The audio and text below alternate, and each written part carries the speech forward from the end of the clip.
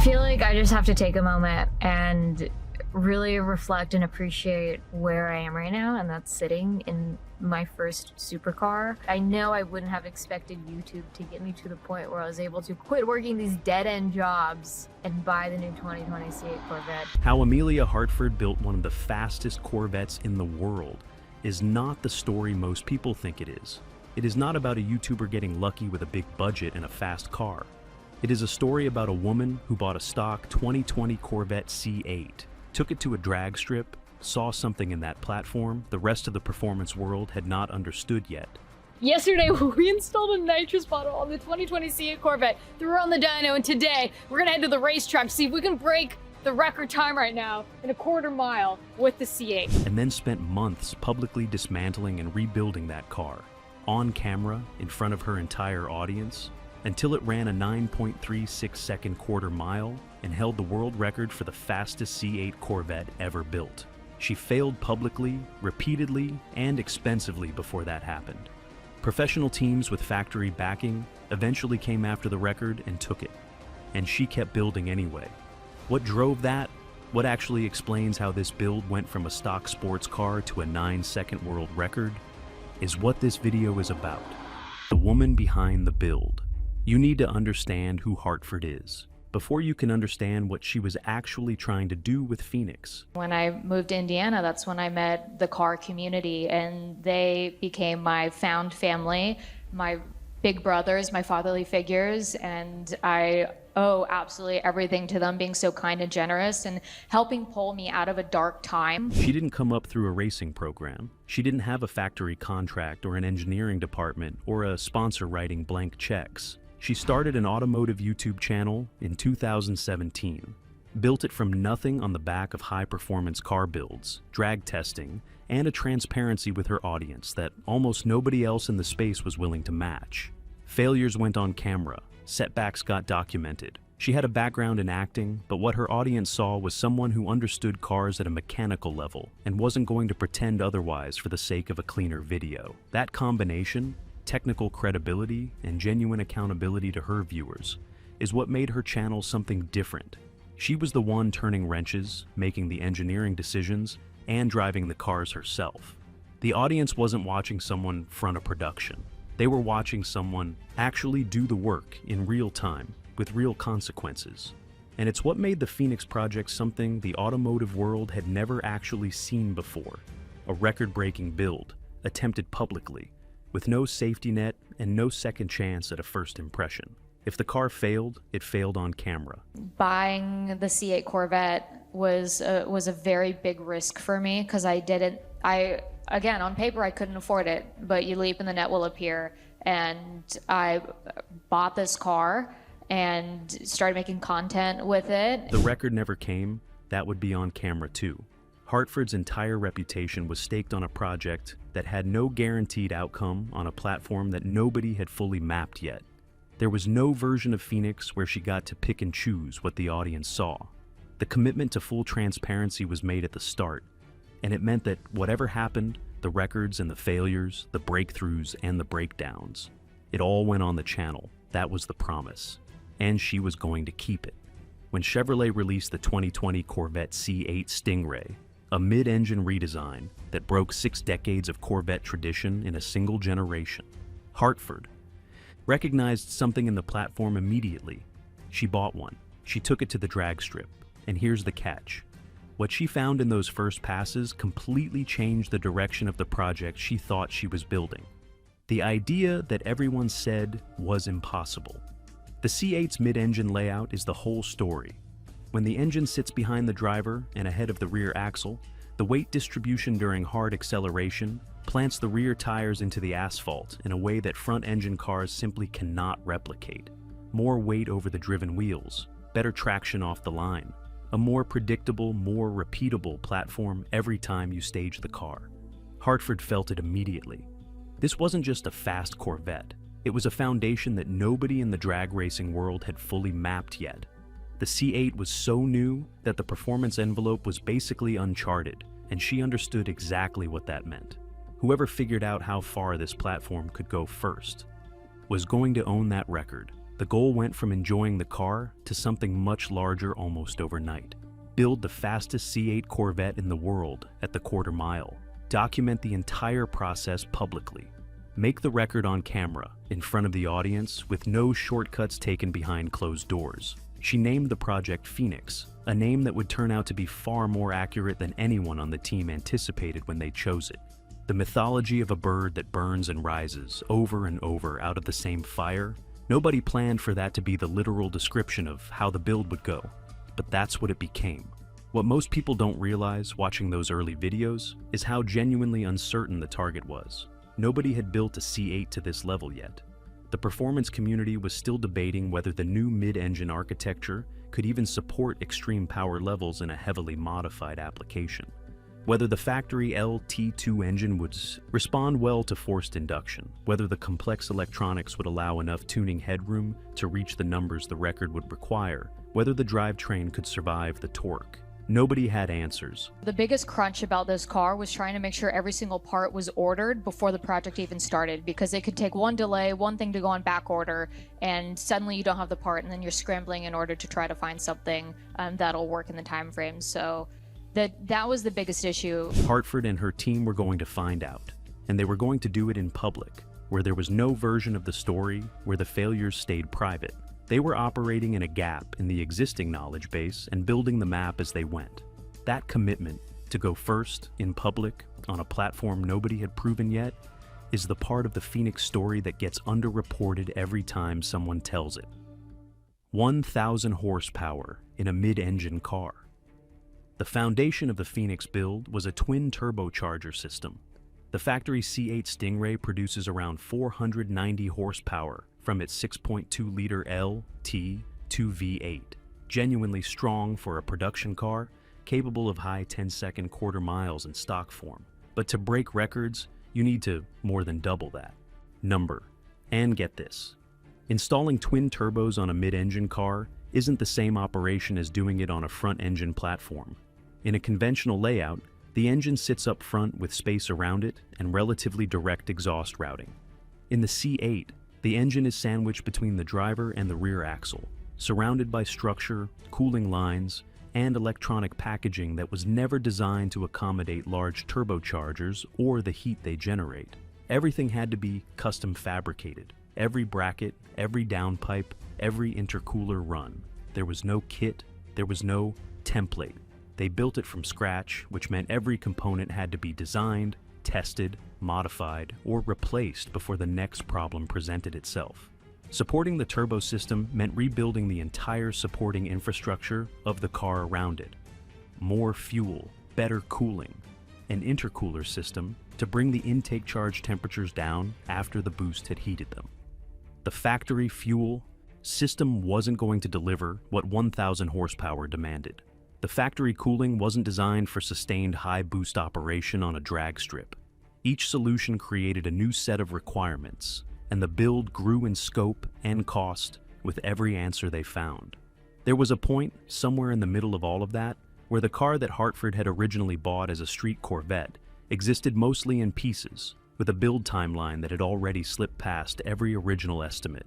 After the turbo system was in and the engine was calibrated to work with it, the numbers on the dyno were extraordinary. Phoenix was making approximately 1,022 horsepower and 942 pound-feet of torque at the wheels. To put that in terms of what it actually means, I would say today was hugely successful. I think we accomplished what we were trying to do, and now it's just a few little minute things for street tuning. A stock Lamborghini Huracan makes around 630 horsepower from the factory. A base Ferrari 488 makes approximately 660. Hartford's Corvette was producing nearly 400 more horsepower than either of those cars, in a platform that started its life at a fraction of their price. But horsepower on a dyno sheet and horsepower at the drag strip are two completely different problems. You have to transfer all of that power to the pavement. Specialized drag racing slicks replaced the street tires. The ECU was retuned extensively to work with the new power levels rather than fight them. Transmission and clutch components were rebuilt to handle torquey loads the factory drivetrain was never designed to see. Each upgrade sounds like a line item. Each one was a project that took weeks and created its own set of problems. The platform that fought back here is where the script on the Phoenix build diverged completely from what anyone expected. And here is where the story gets real. What most people don't realize about modifying a car like the C8 is how fundamentally different it is from modifying anything built more than 10 or 15 years ago. Older performance platforms, carbureted V8s, early fuel-injected muscle, cars didn't have the processing power to resist modification. You changed the fuel delivery, you advanced the timing, you bolted on more airflow, and the engine responded. Simple inputs, direct outputs. The car had no opinion about what you were doing to it. The C8 has an opinion. It runs a sophisticated modern electronic control system that monitors engine temperature, transmission fluid temperature, oil pressure, wheel speeds, boost pressure, and dozens of other parameters simultaneously. It has factory safety systems designed to protect every component in the drivetrain from operating outside its intended range. And when you start running 1,000 horsepower through a drivetrain that was certified for 490, those safety systems don't just raise a warning, they intervene. Right now, we're not sure because the car isn't learning the TPS in the Z28 wheels, but there's TPS sensors in there. I just tried doing the relearn in the dash, but we're throwing a tire light. So I don't know if that's what's preventing us from not doing launch control, but we can't, it's not engaging right now. Tuning errors triggered fault codes that shut the car down mid-run. Sensor readings the ECU didn't recognize caused the system to pull power at exactly the wrong moment.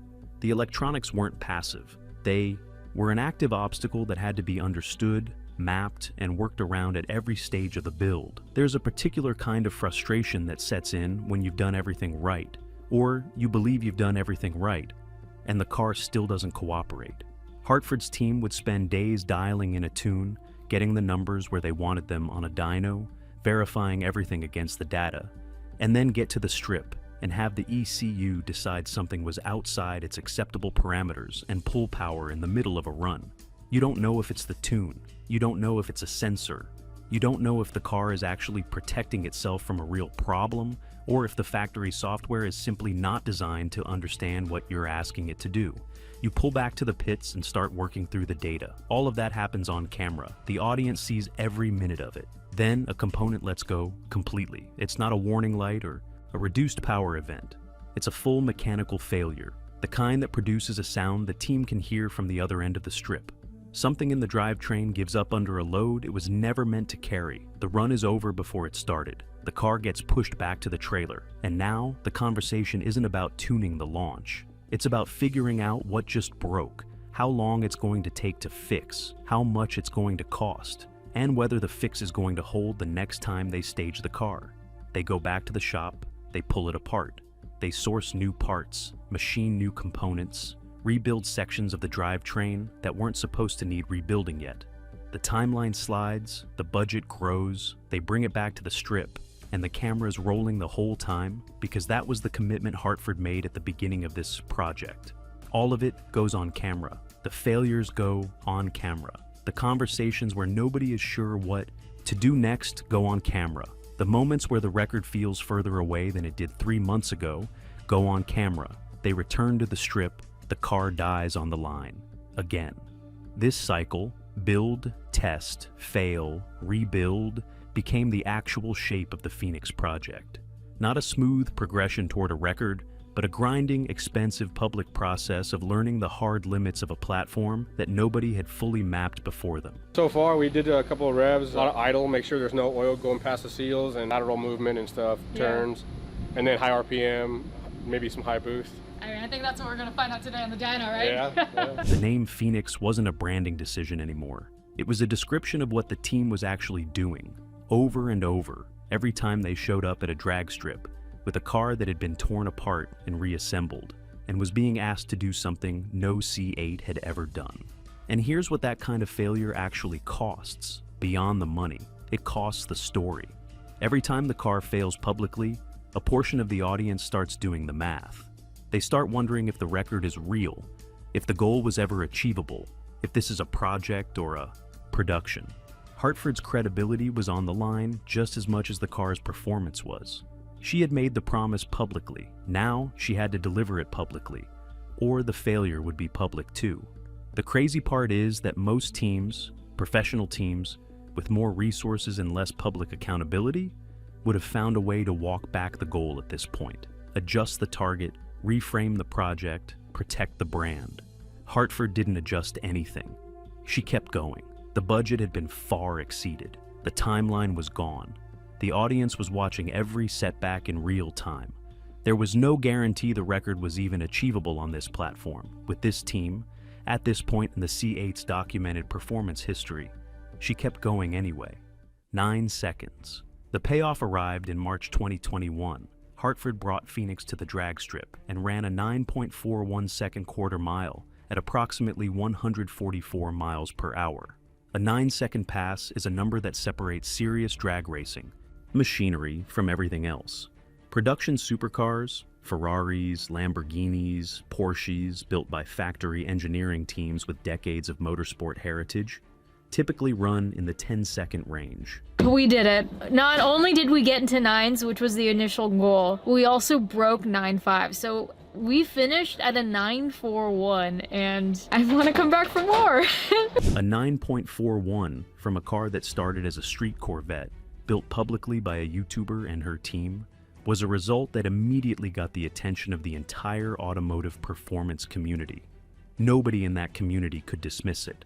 The run was documented, witnessed, and verified. It was, at that moment, the fastest quarter-mile time ever recorded by a C8 Corvette. But the data told them the car wasn't finished. There was still time on the table. They went back to work, refining the tune, optimizing the launch sequence, adjusting the suspension for better weight transfer off the line. 3 months later, in June 2021 at Famoso Raceway in California, Phoenix crossed the finish line in 9.36 seconds, with a trap speed of approximately 147 miles per hour. What was it? 9:36. Are you serious? At 147. That one felt so good too. Yep. Sounded good. We just broke our own world record. Trap speed matters. 147 miles per hour. At the line means the car is still pulling hard as it finishes the run, which tells you the power, traction, and drivetrain efficiency are all working together the way they're supposed to. The record was real. It held. Hartford's 9.36 stood as the fastest C8 Corvette quarter-mile time for more than a year. Professional teams with factory backing specifically targeted it. They had more resources, more engineering support, and direct access to manufacturer data that Hartford's team was reverse engineering from scratch. The record fell eventually. That was always going to happen. But the fact that an independent YouTube build held the benchmark for that long, against that kind of competition, tells you everything you need to know about the quality of what was built in those months of grinding, public documented failure. It also tells you something about the C8 platform itself. Before Phoenix, there was genuine debate about whether the new mid-engine Corvette architecture could handle extreme power modifications at this level. Hartford's team answered that question so definitively that every serious C8 build that came after them started from a different baseline, one that Phoenix had established at the drag strip, one failed run at a time. The record is gone, the car remains. There's a version of this story that ends with a lesson. Something about what Phoenix proved about independent builders, about what the internet changed in performance car culture, about what Emelia Hartford demonstrated was possible when someone refuses to quit in front of their audience. And all of that is true. The C8's reputation as a platform capable of extreme power levels was built largely on what Hartford's team proved with Phoenix. The 9.36 second time slip reset the benchmark for what an independent build on a modern production car could achieve. It validated the platform, it humiliated the skeptics, and it put Hartford's name in the same conversation as professional racing programs that had been doing this for decades.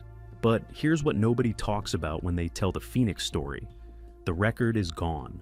Professional teams with manufacturer relationships and engineering budgets that dwarfed anything Hartford had access to eventually ran numbers that Phoenix couldn't match. The car that consumed months of her life failed publicly more times than her team could count, and finally crossed a finish line in 9.36 seconds, was surpassed. Not by a little, not gradually. It was targeted, studied, and beaten by people who used what Phoenix proved as a starting point for their own programs. Every builder who came after her and went faster did so standing on data that her team generated through those months of grinding, expensive, documented failure. She kept building anyway, because here's the question that the record never actually answered, and that nobody who followed the Phoenix project from the beginning can fully resolve. What was it for? Not the engineering. The engineering is obvious. Not the audience. The audience was always part of the calculation.